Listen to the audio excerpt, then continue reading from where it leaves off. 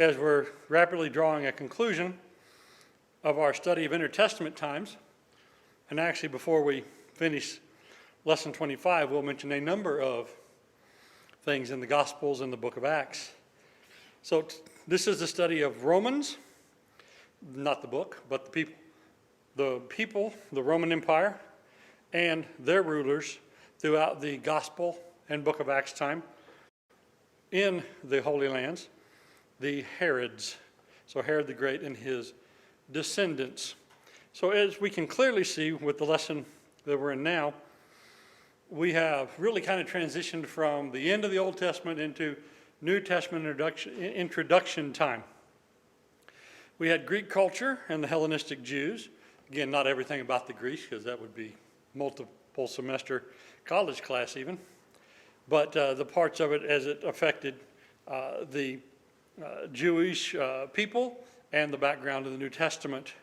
We studied about what Daniel saw, the revolt led by the Maccabees, and the time of an independent Jewish state.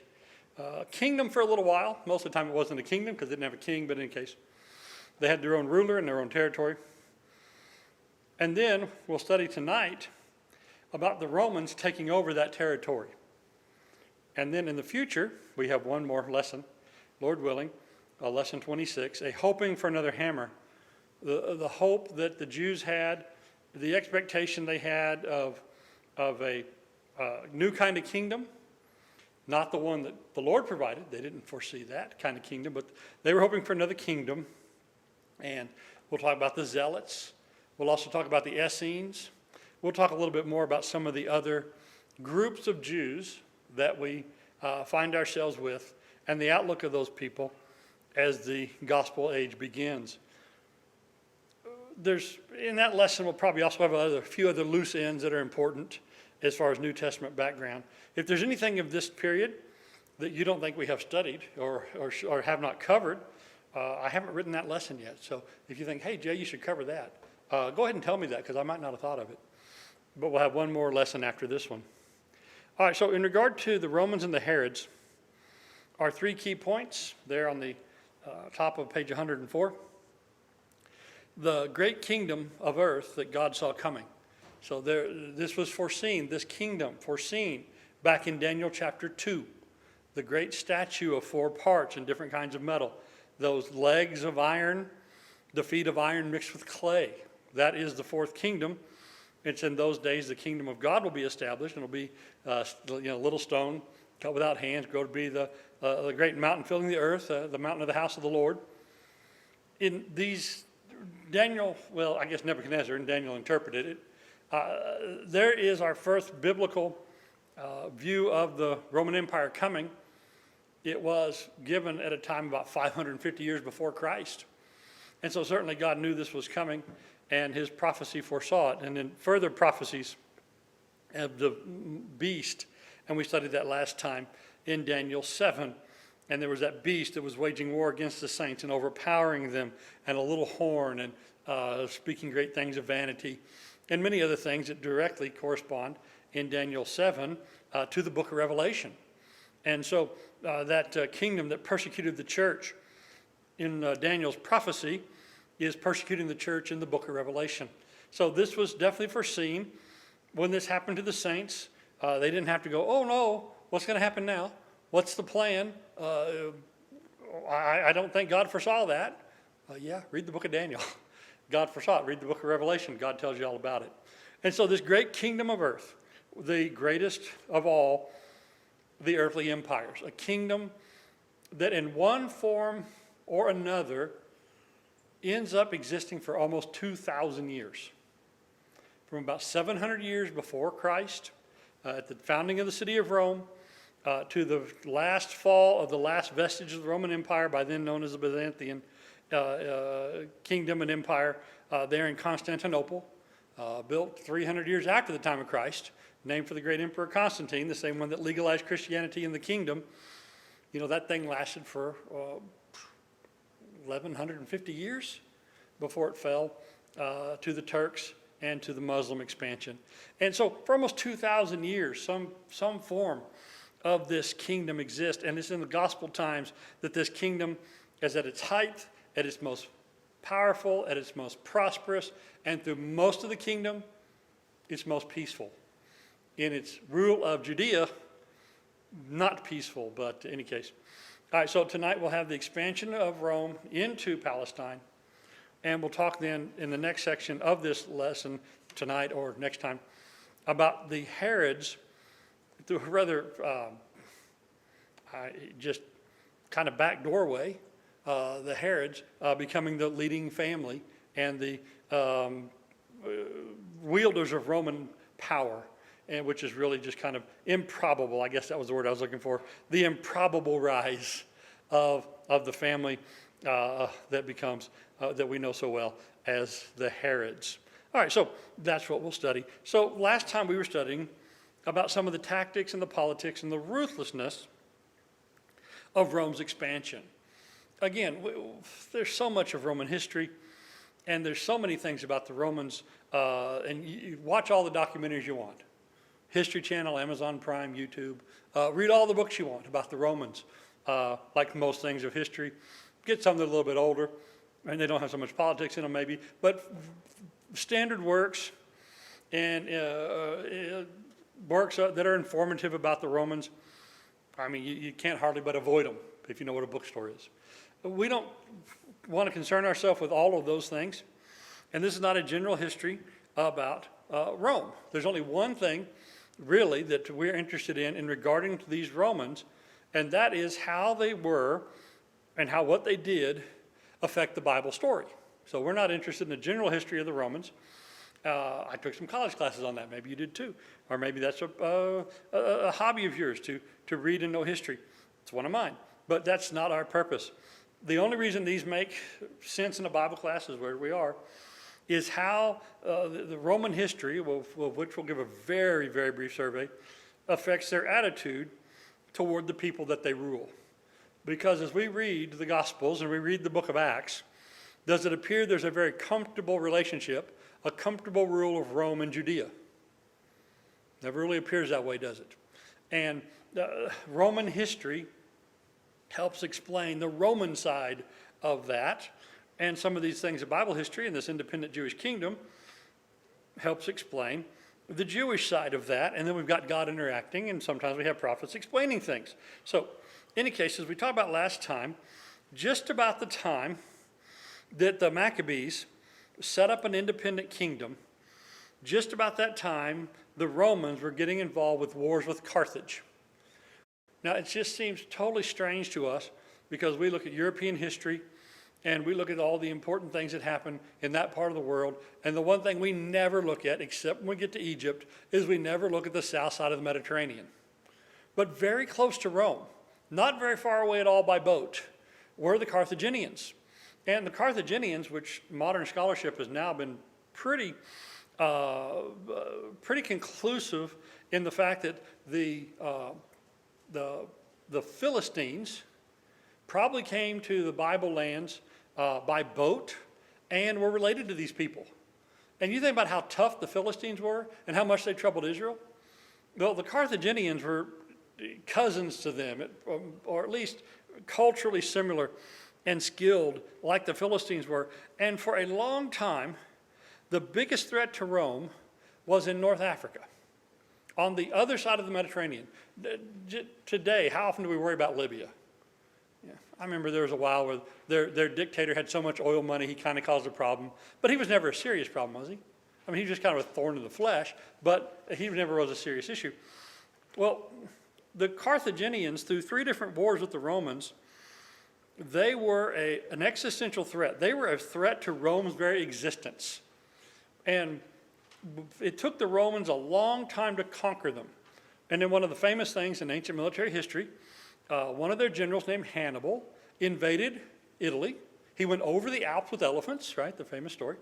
And so in a thing, it's known as Hannibal at the Gates, where Hannibal gets to nearly the gates of Rome.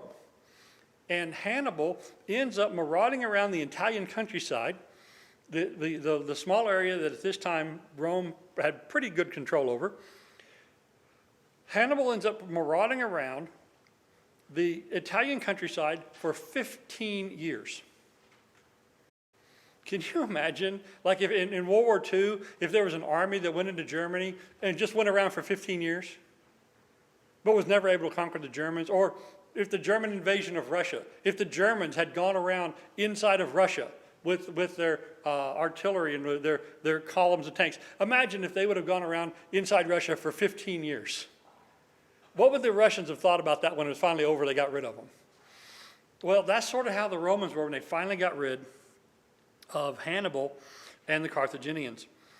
And one of the ways they got rid of Hannibal was not just defeating him in the field, because they really couldn't, is that they used political trickery and bribery and political pressure on Carthage. So the Carthage's army is up in Italy, roaming around the countryside.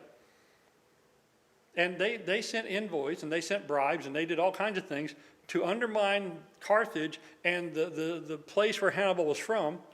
And Hannibal eventually had to withdraw from Italy, not because of the Roman armies in Italy, but because of Roman interference in Carthage. And he went down there and was quickly defeated. And one of the things the Romans learned from that, and this is important for how they govern Judea, is when in doubt, just trick everybody. When in doubt, bribe. When in doubt, intimidate. When in doubt, do any kind of underhanded political trick necessary in order to set your opponents at a disadvantage. And we sometimes wonder about these Romans and the ruthless governance of Rome in this whole period, including some of that we see in the Bible with the Roman outlook to things. And we think, where did they learn that? They learned it during that period. And that was a very formative period. And so the Romans, after they got rid of Hannibal, they set off to secure the homeland, to make sure nobody ever does that again. If we are constantly making our territory bigger, who can attack us in our homes? Nobody can. And so the Romans, from just about and it's really late compared to all these other things we've been studying. It's just almost exactly the same time as the Maccabees get free of the remnants of these Greek kingdoms that the Romans start expanding. And the Romans eventually, and it takes them about, I think it's about 250 years, maybe slightly longer. The Romans end up ruling from the edge of Scotland through half of Germany, all of France and all of Spain, the northern side of the Alps, not very far, but they have the Alps. They have that set of land that goes across Eastern Europe up to the Black Sea. They have most of the area around the Black Sea to the steppes of Asia. They don't go quite as far east as Alexander did. They never pushed all the way to India. They only went as far, basically, as the Persian Gulf. And then go down through the Holy Lands, the Bible lands, and they have Egypt, and they have everything around the Mediterranean. And it's an amazing amount of conquered territory. And they unlike Alexander, remember we studied Alexander the Great, and he was seen in prophecy as the guy who goes out, and he's compared in the beast of Daniel. He's a goat that doesn't even touch the ground, right? He's a goat with wings. The he-goat just flies across the ground. Well, Alexander the Great took all that in 10 to 15 years. The Romans take 200 years. But it's a constant push out, a constant push out. And so the Romans, in order to have peace and security and stability, are going through political intrigue, through relentless and ruthless expansion. They're going to control more and more and more territory. And in about the year, I think it's the year 73, about the year 73 BC, so 75 years before the birth of Christ, they end up taking over Jerusalem. And so it was partly because that Jewish kingdom was exceptionally weak, but the Romans see an opportunity to conquer more territory, and they did. And then about 50 years after that, they conquered Egypt as well. So the Romans had conquered the Greek kingdom up in Syria. The Romans conquered that, and then the Jews, and we'll talk about them in just a second, at the end of that Jewish independent nation, the Jews were in such bad shape that 3 different delegations went from Jerusalem to Damascus to ask the Romans for help. And so they all said, don't trust this guy, trust me.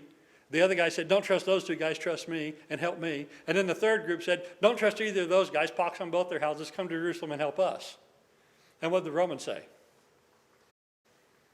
we on our part will be glad to come and help out and establish peace and prosperity in your region.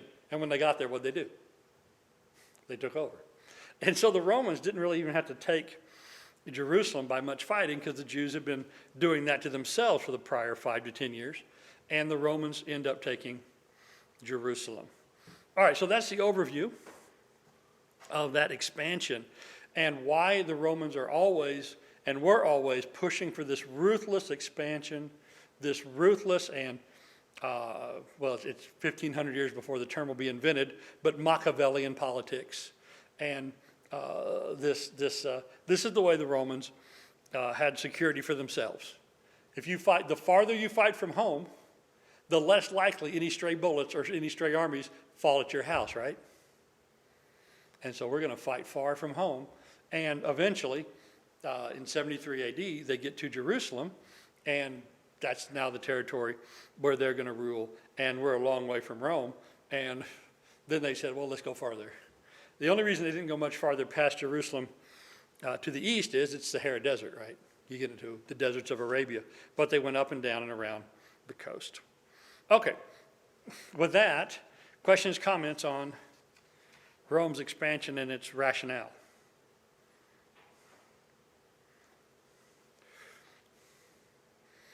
All right, we'll note then, during this time of Roman expansion, and nearly, not completely, but nearly universal victories, this is when, if you study classical Roman history, there's a lot of Roman generals whose names is familiar in this period of time.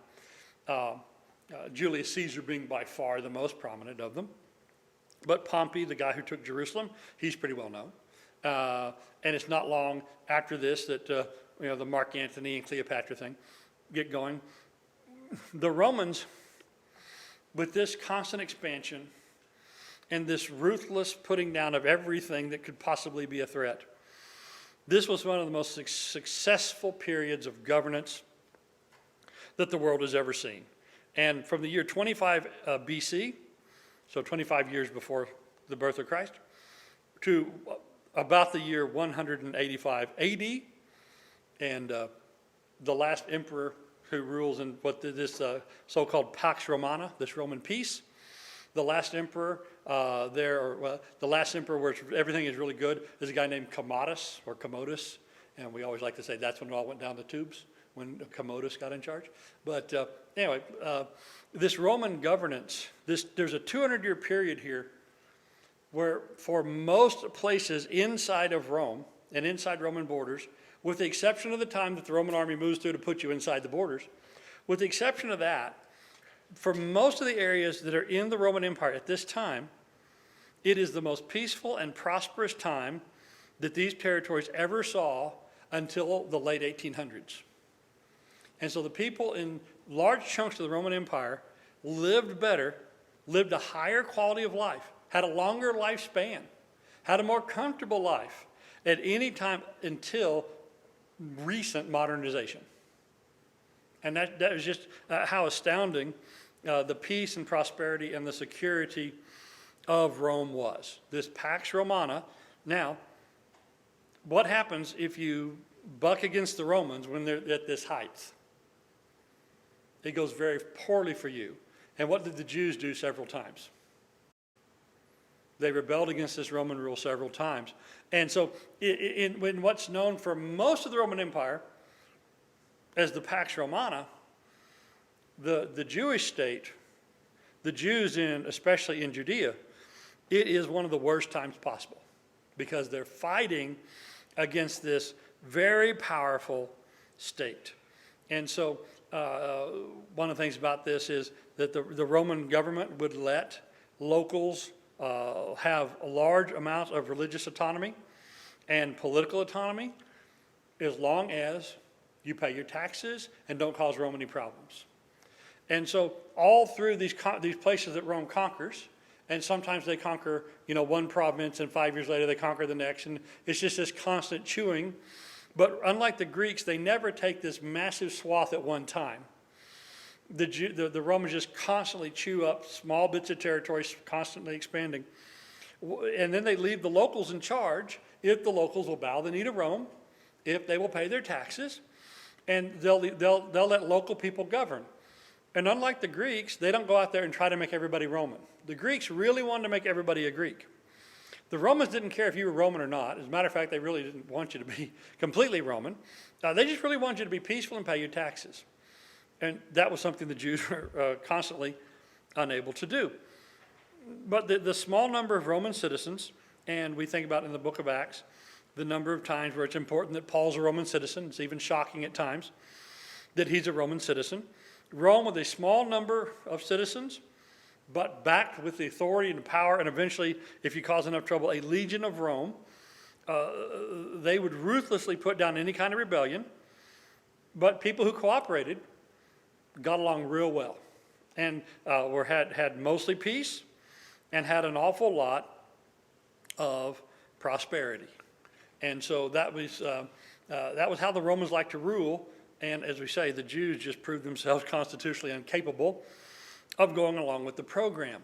One of the things that causes eventually also a great persecution of Christians is that when the Romans eventually, and this was not long after gospel times, just after the close of the Gospels and the close of the book of Acts, the Romans pushed far enough east to get into some of the old Persian Empire areas, the heartland of the old Persian Empire, and they found that the people over there, they worshiped their rulers as if they were gods. And so that's something the Egyptians had done, and that's something also that the Persians had done. The Romans really borrowed that from the Persians, and they found out that if we make a god of Rome, and they erected temples to Dea Roma, the goddess Rome, and one of the things that was required was for you to go and worship yearly, bow your knee, burn your incense, and give obeisance to the goddess of Rome. If you did that, submitted to their authority, then it all went well with you. Pay your tax, go do that. And of course, the Christians won't do that, right? So the Christians run into this same kind of problem that the Jews did. That the Romans, they found that very convenient, because now if you won't, it's not just, the Persians did it because if you're rebelling against your king, it's not just treason, but it's sacrilege. The Romans borrowed that as a political expedient, and by about the year 70 to 80 AD, and really in the 100s and 200s, the Romans really liked that idea, that we have behind us a deity that is Rome-centered. Of course, so many of those people who just wanted to go along, get along, they wanted the Roman peace and prosperity and security.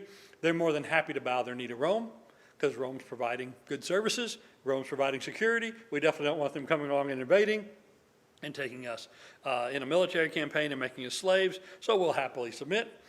And the Christians said, we'll not. So this Roman practicality meets this Eastern mysticism, and it really ended up with bad consequences for the Christians. And this Roman practicality also got in the way of with the Jews' stubbornness and unrepentance and the rejection of Christ and God's judgment. It caused problems for them. Okay, so the way that Rome took Judea, and we notice on the chart there we have the Roman spelling, the Latin spelling for Judea, and sometimes you'll see that in old Bibles. It's just add an extra A, and you got the Latin sometimes of these place names. In the last years of the Jewish independent state, the Jewish independent kingdom, there were two brothers, Hyrcanus II and Aristobulus II, and they got into a squabble. So Hyrcanus, the older brother, he had been the high priest, and his mother had been ruling as queen. And when she died, then he became king, and he was high priest. So he was the king and the high priest. The problem was his brother was smarter than him and more ambitious than him and more ruthless than him. And so what happens when the older brother, who's not as active and not as smart, is on the throne, and the younger, more energetic, more ruthless, brighter brother wants to be king? And the younger brother is also the more arrogant guy. So the more talented, more arrogant, but younger brother started fighting with his older brother, and they had a civil war that just ends up being pitiful. It ends up where they fight each other repeatedly. At one point and for a long time, it's to the point where one of the brothers, the only part of Jerusalem he controls is the temple. And so Jerusalem was surrounded by an army of Jews fighting against the guys who were holed up inside the temple. And that's when the Romans took Damascus. So the Romans take Damascus and get the rest of, gets what's left of that Greek empire up there, that Greek rule that had troubled the Jews for so long, but they'd thrown them off about 100 years ago. Just as the Jews are fighting each other and they're in this kind of stalemate, and that's when each of the brothers appeals to the Roman conqueror, Pompey, the Roman conqueror of Damascus. They send in 63 AD, they send messengers to Pompey and say, Pompey, come and help us. Both sides do that. And the Sanhedrin Council, and it's one of the first mentions of the Sanhedrin Council, the Sanhedrin Council also sends a delegation to the Romans and say, don't listen to either one of these two guys, but come and help us, let the people rule. And so the Romans came down and said, hey, we'll take charge, and we'll be in charge from here on out. And Pompey, and it's one of the few people in recorded history of a Gentile, Pompey is so arrogant that Pompey goes right into the temple and maybe even into the holy place. Of course, the Jews can't stand that, but what are they going to do? And so the Romans take Jerusalem. And then there were some other things going on at the time. And one of the two brothers who was fighting, he got taken to Rome and he got paraded through the streets. And then the other brother, he sends one of his advisors to Rome to try and ask the Senate for help and so that he can be in charge. And during all of this, where these two brothers are fighting and all these terrible things take place, and it's a long soap opera. But the advisor who ends up dealing with the Romans is a guy named Antipater. Antipater the Idumean.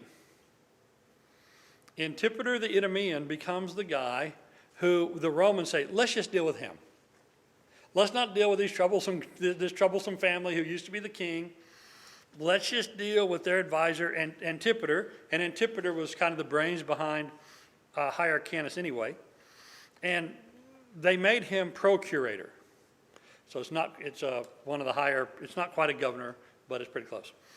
And so they made this guy Antipater, the Idumean, they made him the procurator of Jerusalem on behalf of the Romans. And so the independent Jewish kingdom is over. The Jews no longer are ruling themselves, and instead they're being ruled by a Roman official who used to be one of their advisors, who's a descendant of the Edomites, because the Idumeans, that's the Latin word for Edomites. So a descendant of the Edomites ends up in charge of Roman Jerusalem. Now, if this seems a little confusing and a bit of a soap opera, it's because it's a little bit confusing and it's a bit of a soap opera. It also turns out that he was married. He was married to I forget the ancient word. It's N-A-B-A-T, Nabatean. Basically, it's an Arab. So he's an Edomite. He's married to an Arab lady. He's in charge of Jerusalem. And guess who he puts in charge? He's got a chance now to delegate and who's going to be in charge. Antipater puts his two sons as governors. So he's the procurator, and he makes his two sons, Faisal and Herod, he makes them the governors of Jerusalem and of Galilee. And so this is where Herod shows up the first time. His dad, Antipater, again, his dad the Idumeans had been conquered by the Jews. They're counted amongst the Jews. His father had been an advisor to the Jewish royal family. So Antipater, married to an Arab, descendant of the Edomites, but officially a Jew, advisor to the king of Jerusalem. He ends up the Roman procurator, and he makes his son Herod the governor of Jerusalem. And then he ends up getting poisoned. Now, late in his life, and Herod is such a person by himself, and if we look at the history of Herod, it would take weeks to do it to justice and detail. But late in his life, Herod just becomes absolutely paranoid that people are trying to kill him and get his throne. And Herod will end up killing some of his wives. Now, he had 10, so he had a few spare. But Herod ends up killing some of his wives. Herod ends up killing some of his sons. Herod kills a number of his advisors. And he's paranoid that everybody's out to get him. Like, well, where did that come from?